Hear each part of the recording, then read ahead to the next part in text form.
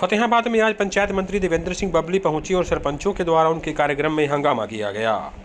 सरपंचों का कहना था कि ई टेंडरिंग सहित कई अन्य निर्णय लिए गए हैं जिसका सरपंच विरोध करते हैं। जिसके बाद देवेंद्र सिंह बबली के द्वारा स्टेज से ही सरपंचों को खरी खोटी भी सुनाई गई। उन्होंने कहा कि उनके पास 1000 सरपंचों की शिकायतें आई हैं, जिनमें से 800 शिकायतें वो हैं जिसमें सरपंचों पर गबन के आरोप लगाए गए हैं। जैसे ही देवेंद्र सिंह बबली ने यह स्पीच मंच से खड़े होकर दी, सरपंच भड़क उठे और उनके कार्यक्रम का बहिष्कार कर दिया। सरपंच चंद्रमोहन पोटलिया ने कहा कि सरकार के द्वारा अपने चहेतों को लाभ पहुंचाने के लिए ई टेंडरिंग के नए नियम बनाए जा रहे हैं, जिसे सरपंच कभी बर्दाश्त नहीं करेंगे और कोर्ट का सहारा लेंगे। वहीं मंच से देवेंद्र सिंह बबली ने कहा कि कुछ सरपंच अपने गलत इरादों के चलते उनका विरोध कर रहे हैं, लेकिन वह विकास के नाम पर भ्रष्टाचार नहीं होने देंगे और यही कारण है कि ई टेंडरिंग को महत्व दिया जा रहा है।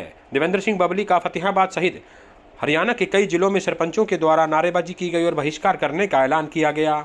अब देखना होगा कि सरपंच अपनी बात मनवाने में कामयाब रहते हैं या पंचायत मंत्री देवेंद्र सिंह बबली नए नियम लाकर सरपंचों के लिए आने वाले दिनों में और भी मुसीबत खड़ी करते हैं। फिलहाल दोनों ओर गतिरोध बना हुआ है। सरपंचों के द्वारा लगातार विरोध किया जा रहा है तो देवेंद्र सिंह बबली की ओर से ईमानदारी की दुहाई दी जा रही है।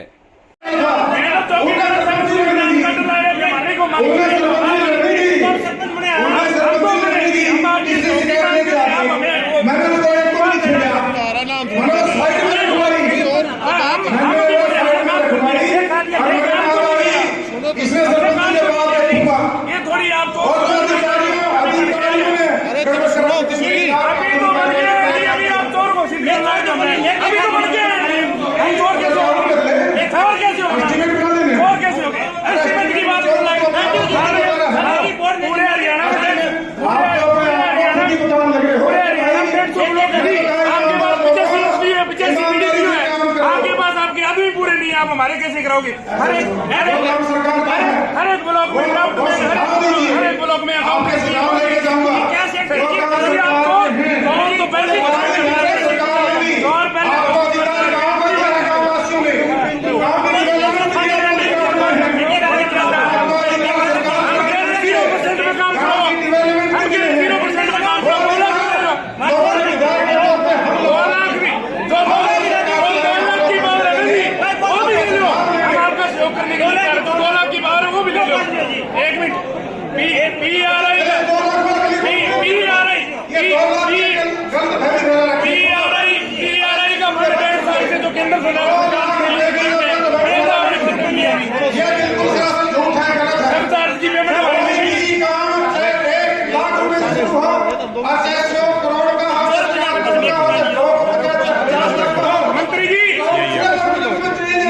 मंत्री महोदय सरपंच अपनी मर्जी से करता था, अब ये आपने थ्रू टेंडर करना पड़ेगा और सारी बातें सरपंचों की थी हैं अभी रहेगी।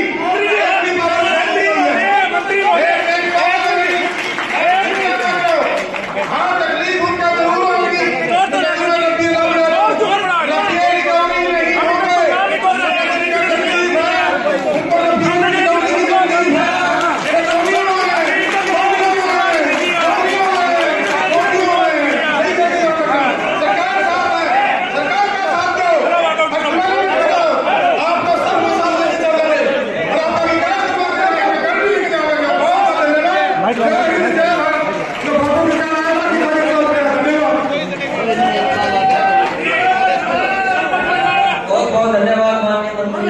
मंत्री जी संपन्न परिवार का बालक हूँ, कोई मकड़िया का बालक हूँ, संपन्न परिवार का बालक हूँ।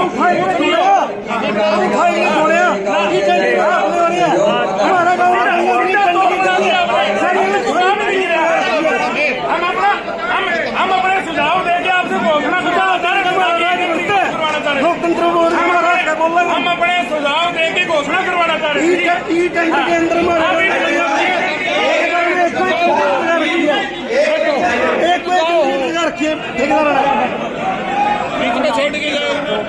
बात पूरी करो। आज हमारे बीच में माननीय विकास पंचायत हरियाणा मंत्री देवेंद्र सिंह बबली जी आप लोगों के बीच में स्वयं इस पंचायत विभाग के मुखिया हमारे बीच में पहुंचे। हमने कहा प्रशासन की लोगों को गुमराह करके गांव में तरक्की लाने गाँव में अगर तरक्की लेके आना चाहते हो, इस देश के संविधान ने आपको बहुत बड़ी ताकत दी है मेरे भाइयों। यहाँ मेरी बहनें बैठी हैं, आप चुने हुए प्रतिनिधि हो। हम सबकी अपनी अपनी जिम्मेवारियां हैं। बबली का कोई कसूर नहीं है। बबली का कसूर इतना है कि बबली एक तो सच बोलता है, दूसरा बबली ईमानदारी से बिना करप्शन किए हुए अपने पद पर निर्वहन करने लग गया है। और जो सबसे बड़ा मेरा कसूर है वो ये बता दूं कि मेरे को तड़प है कि मेरे गांव के अंदर सारी सुविधा क्यों ना आए। ये मेरे कसूर है, तो इसके लिए इसके फिर आप मेरे खिलाफ नारा लगाओगे, मुझे कोई तकलीफ नहीं होगी। मेरे 2 दिनों में कहा भाई मेरे कसूर बता, बोले जी मेरे पैसे खर्च हो गए। तो मैं ये चुनाव नदी गोली खत्म लड़े लगे भाई, सरकारी पैसा आप मैं खाऊंगा भाई, पैसा लगाने खातर पे दूंगा, खाना खातर भूल गए, दूसरे पे बुरा ला करता है। अच्छा रुपया लगाने के लिए है, ये हमारे आम नागरिक के पैसे हैं। उसके टैक्स से जो रेवेन्यू जनरेट हो गए प्रदेश टैक्स के रूप में लेके डेवलपमेंट के लिए बढ़ाता है। पहले मैनुअल काम होते थे, थोड़े से गलिया के अपने नाली सारे मिले 2 लाख पार कर दिया। अरे भाई 1 करोड़ से लेके 1 रुपए से लेके 100 करोड़ का काम सरपंच ने करवाना है। आज ये बड़ी बड़ी भव्य बिल्डिंगें किसी ने सोचा था कम्युनिटी सेंटर के रूप में मल्टीपल तरीके से 11 तो मंत्री बन गई मेरे पास ये एप्लीकेशन, उसमें 200 तो आई डेवलपमेंट के लिए मेरे काम की गली का या कोई और काम की। 800 मेरा कुर्सी आई, बोले जी सरपंच 50,000 रुपये खाने को सारी धर्म रखी है। अभी कल 3 साल की सजा हुई है। जी आज अपने कार्यक्रम का एक मिनट सुनिए, कार्यक्रम का बहिष्कार क्या कारण रहे? हमने मंत्री महोदय को हमारे सुझाव देना चाहे थे। मंत्री महोदय को ये बात डकार नहीं आई, क्योंकि ये उनको ये पता है, उनके मन में एक ही मन से भी टेंडरिंग की बात करेंगे। हम हमारा जो PRI का पैसा जो केंद्र सरकार ने रिलीज कर रखा है, उनको हमारे खाते में मांग करने के लिए मांग कर रहे थे।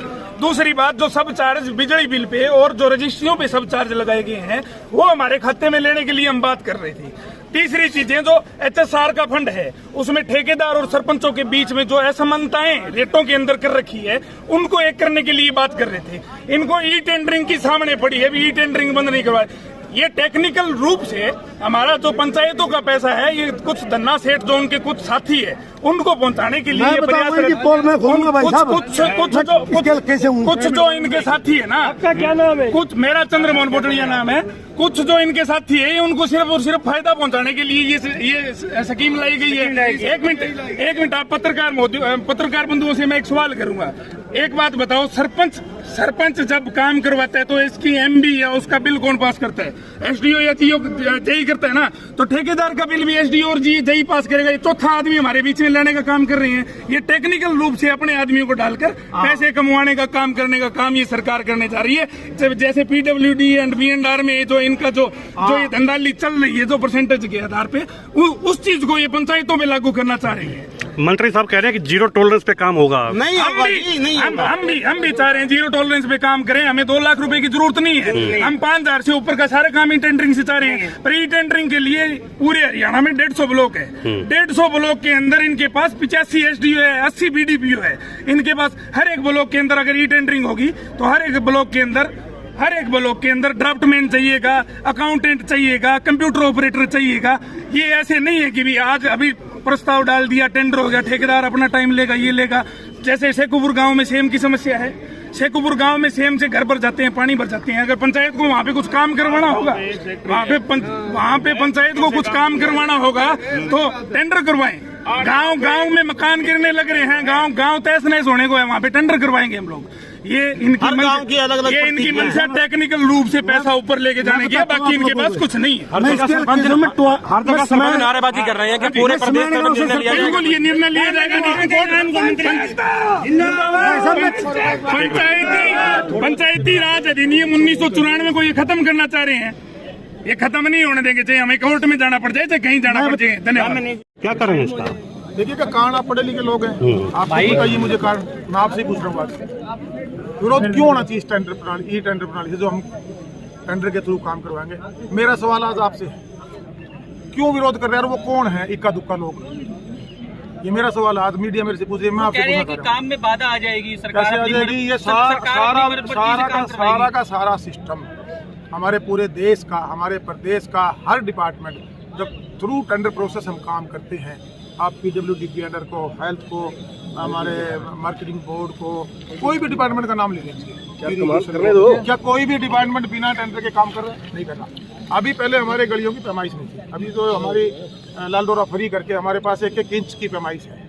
आज गलियों की पहली बात तो मैं एक चीज़ मेरे साथियों को आपके माध्यम से क्लियर करना चाहता हूँ, कितने परसेंट गलियों की डेवलपमेंट का काम बाकी है?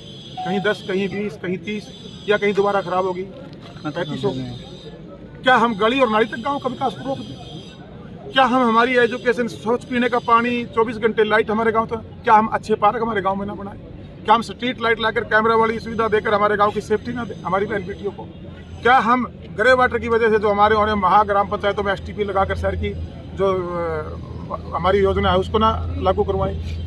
आज भी आप सिवाय गली के काम को छोड़ के आज से पहले की पंचायतें सभी काम टेंडर से ही होते हैं। सिर्फ अब गलियों का काम कितना बकाया है ये भ्रमित करने वाले लोग हैं। ये सेल्फी का आजकल ये जमाना है, सेल्फी वाले लोग हैं ये, जो सेल्फी खिंचा के अब दिखाएंगे, देखो जी हम मंत्री साहब के वहाँ गए थे, मंत्री जी का प्रोग्राम बोल के आए। क्योंकि उनको कोई अपना एक थोड़ा सा अलग एजेंडा है। मैं आश्वासन देता हूँ पूरे हरियाणा प्रदेश को आज आप लोगों के माध्यम से, और उन अच्छे मेरे ईमानदार सारे सरपंचों को आश्वासन देने लग रहा हूँ, चिंता ना करो, आप एस्टिमेट बनवाओ, अपने प्रस्ताव डालो, सिर्फ गली नाली पे मत रखो गाँव को चहुमुखी विकास दो। इस हरियाणा प्रदेश की जनता ने बड़ी उम्मीद के साथ आप लोगों को चुना है और ये जवाब मांगेगी आपसे। और 5 साल के बाद आप ऐसे काम कर जाओगे जो योजनाओं को लागू अपने गांव में करवा गया, जो 9 स्तरीय कार्यक्रम है, अगली बार आधे से ज्यादा पंचायतें मैं गारंटी दे सकता हूँ जिस सरपंच ने काम करवाया सर्वसम्मति से बनी। साथियों, आज जो पंचायती चुनाव में या किसी भी चुनाव में जो एक पैसे का खेल से लोग अपना लगाकर फिर रिकवरी एजेंसी जो उन्होंने जो सरकार के पैसे से, डेवलपमेंट के पैसे से शुरू कर रखी है, आने वाले समय संभव नहीं है।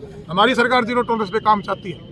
मेरे को ये विभाग की जिम्मेवारी मिली है और मैं ईमानदार से अपने पद पर निर्वहन करने लग रहा हूँ। ईमानदारों की फौज हरियाणा प्रदेश में खड़ी हो चुकी है।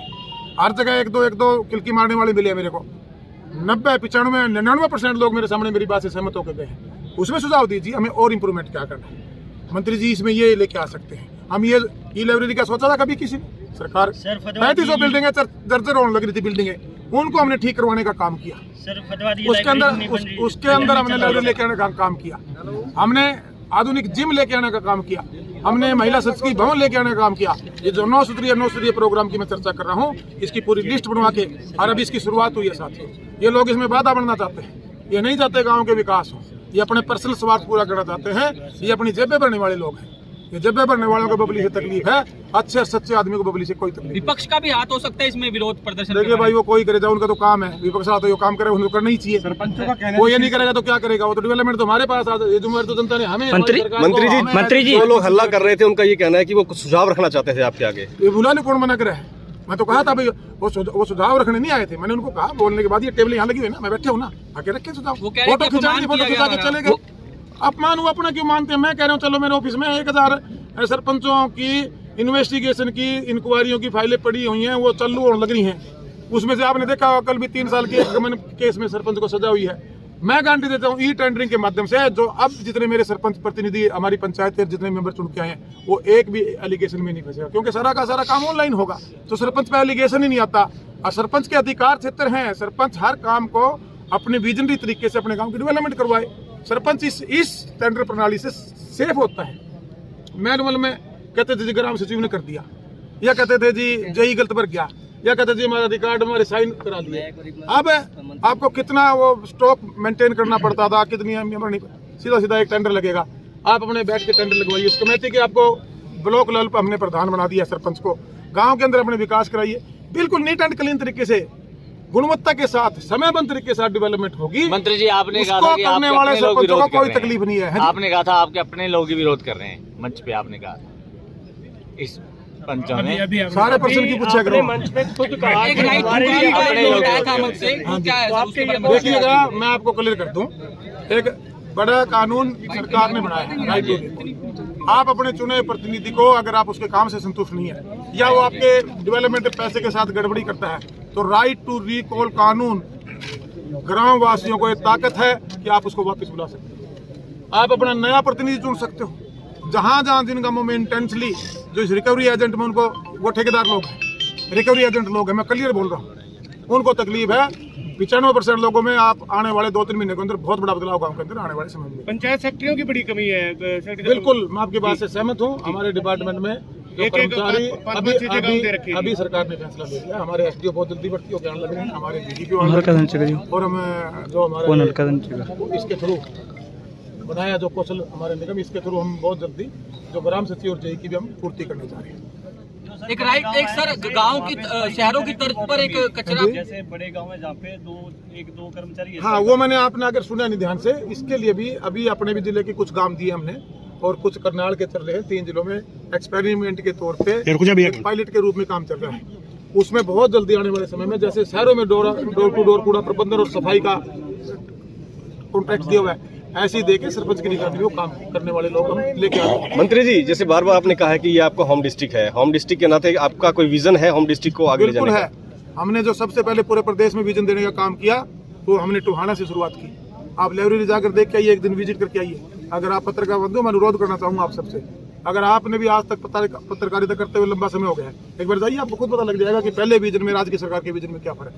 आप जाके देखिए वो जिम कभी आपके, अगर यहाँ मैं गारंटी कर सकता हूँ हमारे कुछ जिम तो ऐसे होंगे शायद आपके फतेहाबाद में। बहुत बढ़िया कुछ ऐसी लाइब्रेरी ऐसी होंगी जो आपके यहाँ फतेहाबाद में नहीं होंगी, मैं गारंटी कर रहा हूँ मेरे जिले की। और हमने वो गाँव में दे दी, वहाँ मेरे बच्चे पढ़ रहे हैं, मेरे छत्तीस बिरादरी के लोगों को उसका फायदा मिलेगा। और पढ़ा लिखा